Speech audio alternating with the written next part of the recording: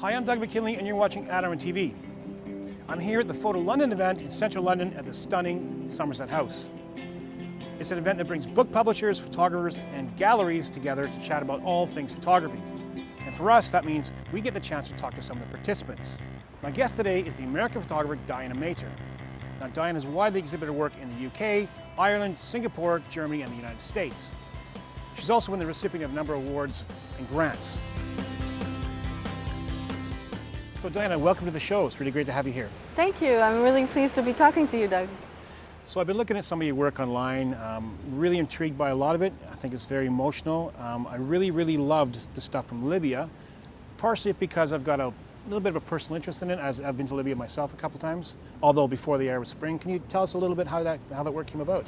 Yes, my father-in-law was a Libyan dissident and was kidnapped in the early 90s and imprisoned. And I started making that work, looking at spaces where people had been disappeared by the Libyan regime, both inside and outside of Libya. I couldn't go to Libya until after Gaddafi was killed, but when he was killed, then I went back with my husband's family and started photographing all kinds of spaces where people had been interned and disappeared and tortured and kind of these sites of violence. And it was obviously a very personal project, a very emotional project, and then widened into more of a look at the country itself, not just my own family. So as a photographer, and I know this intimately myself, it's a very emotional form, and so doing something like that in Libya, it must have brought up a lot of emotions. How did you sort of deal with being in the country in such trauma? Actually, for me, going to Libya was amazing, and on the contrary, it was. I didn't find it traumatic. It was my husband's family had been basically exiled from the country for many years. So everything I knew about Libya before was very negative. You know, it's a place that they had to leave. It's a place my father-in-law was imprisoned and disappeared and not seen again. So going there meant that the regime had changed. It meant I could meet the rest of the family. It was a very joyful time, actually, personally. And the time that I was there, which is in 2012, was a time of great possibility. It hadn't descended into the place that it has now. Obviously, it was going through a lot of very remarkable things that countries go through when a dictatorship has fallen. Obviously, things have changed since then, but at that time it was it was very moving. It was the possibilities of a robust civil society were just taking place. So it was a very exciting place to be. So we were chatting earlier before we went on camera, and you were telling me that your experience in Libya has directly led to your next piece of work. Can you explain a little bit of what's coming up? So in 2015, 1,146 people were killed by police in America. It's just that I was just flabbergasted by this number. And because I'm interested in spaces of violence, I thought I'd look into that and into the places where these things happened. And I started doing a lot of research. I used 3 different databases. One from the Washington Post, another which is a community-based database, and then the Guardian in the UK also started creating a database where they posted daily each person that was killed by police in America. And they crucially put the address, or a close address to where this happened, which kind of allowed me a way in. So I started looking at these statistics and I started mapping them all out using these 3 databases.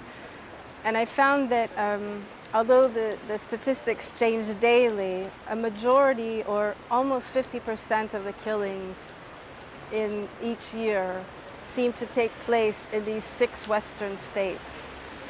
So I thought I would start in these areas, and that's what I've done. So I'll drive sometimes 8 or 10 hours place to place, going to these spots and photographing these sites where these killings have happened.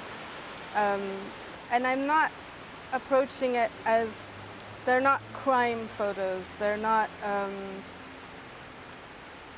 they are locations. So I have the location and I go and I photograph there.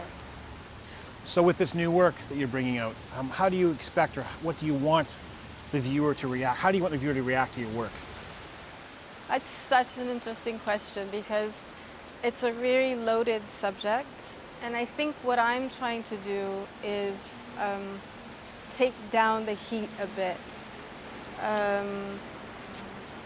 I want the photographs to act as kind of meditative spaces, not to overlook the violence, not to subdue the violence, but allow a place that people can engage with the numbers of what's happening. It's not an indictment on the police. We all need police. We are grateful that the police exist. But it is an indictment, I think, on the kind of society that can allow this to happen, that so many people can be killed by police. It is a country that is armed, you know, so there are going to be more violent incidents between the police and the public than maybe in a country that is unarmed. What I plan to do in the work is show the work, and I'm doing a book as well. And the images will be up on the wall, and they won't have stories with them, they won't have names with them, they won't have race with them. But I will be doing some kind of pamphlet that people walk around with, that they will get all that information. And the reasoning for that is I want the images to kind of speak on their own first, just the overwhelming number of these things happening. And then people can look at some of the statistics. And the statistics say a lot.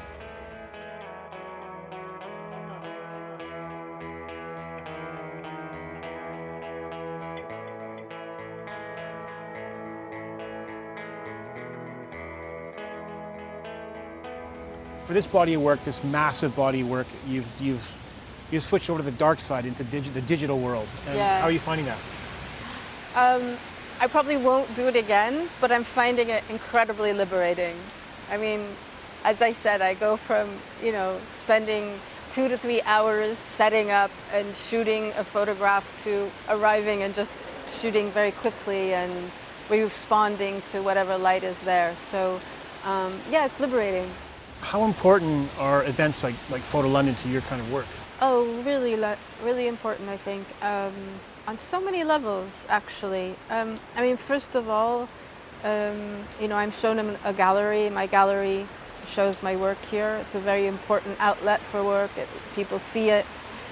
So for the health of the industry, for photographs being out in the market, it's very important. But for me personally, and I think for many people working in photography and as both editorial photographers, artists, journalists, all kinds of photographers, it's a gathering place. And I think there's several around the world. There's Paris Photo, of course. There's the festival in Houston. And there are many others. But these festivals and these fairs, they're a place where you meet your colleagues. You know, I'll see people here that I haven't seen for 2 years since I last went to Houston or since I was at Paris Photo. They're a place where artists give talks about their work, so you can see what other people in your field are doing. You can come together, you can have coffee, you can talk. I mean, some of my most interesting conversations about photography have happened in places like this. So this massive project you've undertaken that's going to take you probably the rest of your life. No, I hope not, God. But I understand, I have actually seen some of it on your website. Is there any chance we can have a quick look at it on your phone? So these are some of the sites that you're explaining to me earlier. Yeah, so we've got some in California, that's in Los Angeles, that's also in Los Angeles.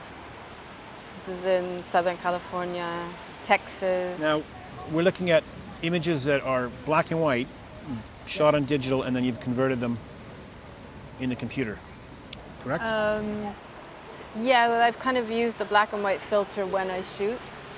Oh, so you... So I'm seeing it in black and white. Just because I work in black and white so much, I want to know what I'm seeing. So Right. I'm not changing them into color. I'm looking at them in black and white as I shoot. Okay. You know, when I started this project, I was shooting with my Hasselblad the first day, and I was just doing research and trying to figure out how am I going to make this work, how am I going to do this project. And it was the first trip was 10 days.